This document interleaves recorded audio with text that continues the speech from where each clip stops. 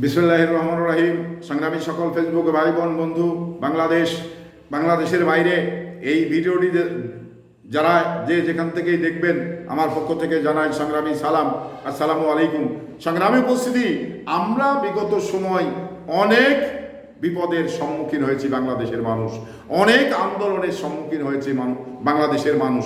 কখনো আন্দোলন থেকে বাংলাদেশের মানুষ পিছিয়ে হটেনি, কারণ এই যার জন্য আন্দোলন করেছি সেটা সফলতা অর্জন করেই বাংলাদেশের মানুষ ঘরে ফিরেছে। তবে একটি বিষয়, আমরা যেমন এই আওয়ামী লীগের বিরুদ্ধে আন্দোলন করেছি এবং শেষ পর্যন্ত আওয়ামী লীগকে পরাজয় করে আমরা বিজয় হয়ে কিন্তু ঘরে ফিরেছি।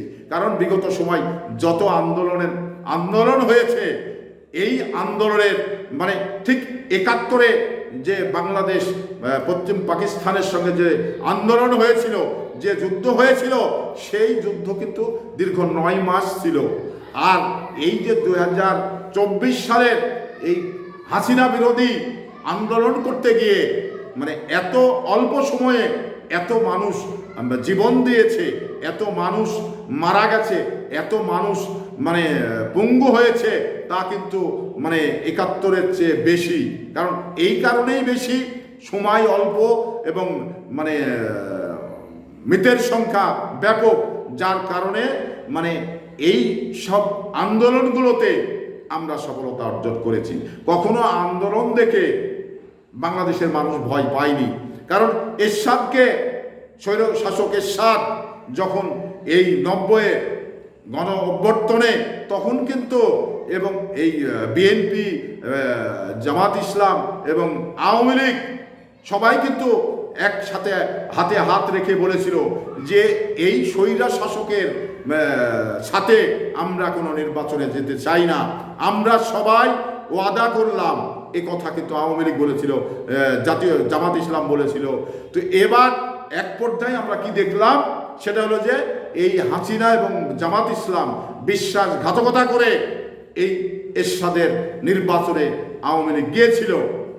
তো এখানে দেখুন, আসলে আপনি রাজনীতি করতে গেলে আপনার নীতি নৈতিকতারও কিন্তু ব্যাপার রয়েছে।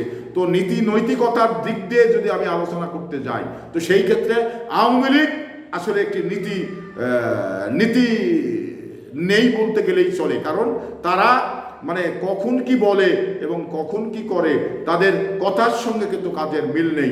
অতীতের রেকর্ড তাদের কিন্তু আছে।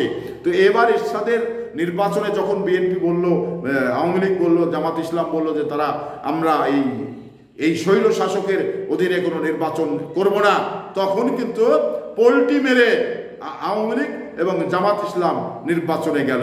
শেষ পর্যন্ত এই নির্বাচনে বিএনপি কিন্তু যায়নি। বিএনপি যে নীতির দিক দিয়ে, আমি নিরপেক্ষ কথা বলছি, বিএনপি নীতির দিক দিয়ে শক্ত, কারণ উনি নীতি বিসর্জন দেন না।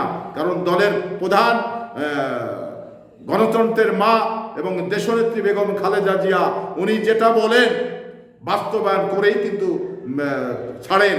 কিন্তু হাসিনার মতো সকালে এক কথা, বিকেলে আর এক কথা, উনি কিন্তু এই ধরনের কথা কখনো বলেননি। আমরা অতীতে এই ধরনের কাজগুলো কিন্তু তার ভেতরে পাইনি। তো এই ধরনের একজন শক্ত মানুষ এবং স্বচ্ছ মানুষের সঙ্গেই কিন্তু রাজনীতি করা উচিত। তো এবার আওয়ামী লীগের যারা রাজনীতি করে, তারা তো নীতিহীন, তারা নীতির চিহ্ন তাদের ভিতরে নেই। সকালে এক কথা বলবে, বিকালে আর এক কথা বলবে, বলে তাদের কথার সঙ্গে কাজের মিল থাকে না। তো এই জন্যেই আওয়ামী লীগ একটি বিশ্বাসঘাতক দল, আওয়ামী লীগ এটি মির্জাফরের দল। কারণ আওয়ামী লীগের প্রধান যারা হাসিনা, উনি একটি মির্জাফর। আজকে মির্জাফরের নগদ প্রমাণ আপনারা পেয়েছেন, কারণ তার নেতাকর্মী ফেলেছেন, বাঁচার জন্য ভারতে পালিয়ে চলে গেছেন।